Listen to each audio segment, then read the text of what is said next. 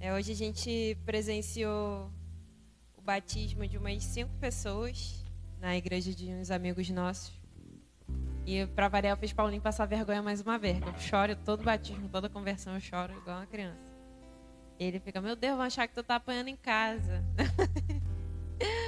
Mas é porque é festa no céu. E é muito gratificante. É mais alguém que vai morar comigo lá. E daí, depois os irmãos cantaram louvor, que até o ministério vai tocar hoje.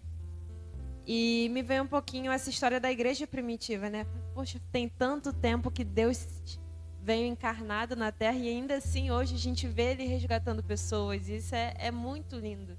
De ver como a palavra do Senhor é fiel, ela ainda alcança vidas hoje.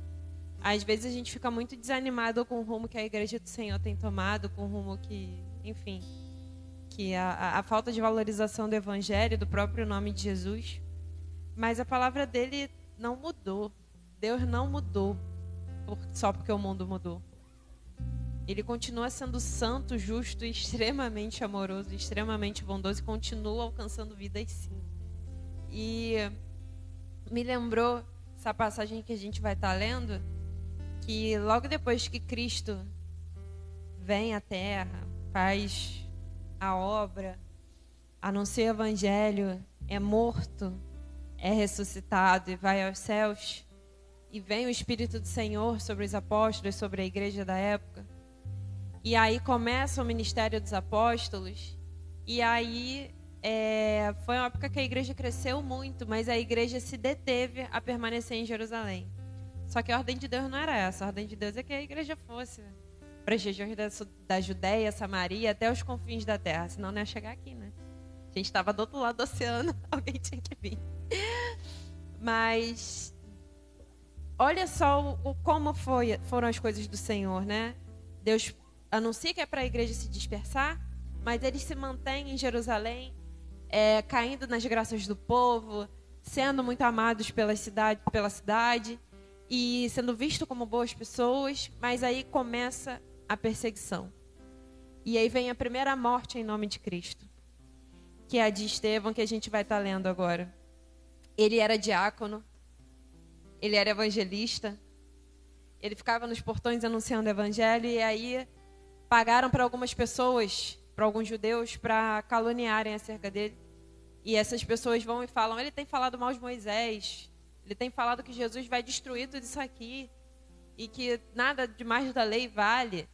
E aí tem um discurso, leiam, é muito lindo o capítulo 7 todo. E vem Estevão totalmente ministrado pelo Espírito do Senhor, com o rosto dele incandescente. As pessoas, nossa, isso é homem ou é anjo? E era o próprio Espírito, através dele, ministrando a palavra. Ele vem lá desde Abraão, apresentando por que é Cristo o nosso único Salvador, por que é Cristo a quem devemos obedecer, por que é Cristo o único suficiente para nos salvar. E ele é apedrejado. E ele é sentenciado à morte. Um jovem. E diz assim no versículo 54. E ouvindo eles isto, enfureciam-se em seus corações e rangiam os dentes contra ele. Os judeus, né? Estavam ouvindo o discurso de Estevão e estavam ali rangendo os dentes contra ele. Mas ele, Estevão, estava cheio do Espírito Santo, fixando os olhos no céu, viu a glória de Deus e Jesus, que estava sentado à direita de Deus. E disse, eis que vejo os céus abertos e o Filho do Homem que está em pé, à mão direita de Deus. Mas eles gritavam em grande voz, taparam os seus ouvidos e arremeteram unânimes contra ele. Foi todo mundo para cima dele. E expulsando da cidade, o apedrejavam. Era costume você primeiro jogar a pessoa de um lugar alto, tipo de um penhasco, alguma coisa assim, lá de cima ainda continuar atacando pedra até a pessoa morrer. Então, lançaram ele lá, e expulsando da cidade, o apedrejaram, e as testemunhas depuseram as suas capas aos pés de um jovem chamado Saulo, né? Deixavam suas coisas ali aos pés de Paulo, que nessa época ainda perseguia a igreja. E apedrejaram Estevão, que em invocação dizia, Senhor Jesus, recebe o meu espírito. E pondo-se de joelhos, clamou com grande voz, Senhor, não lhes imputes este pecado. E tendo dito isto, adormeceu. Eu imagino ele adormecendo com um rostinho de paz. porque ele já viu quem estava de braços abertos para receber ele.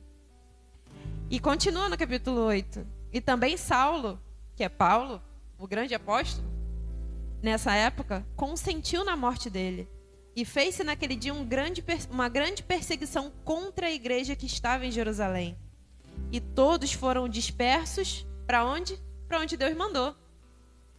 Para as terras da Judéia e de Samaria e até os confins da terra. Exceto os apóstolos.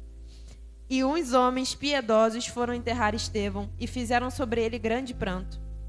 E Saulo assolava a igreja, entrando pelas casas e arrastando homens e mulheres, os encerrava na prisão.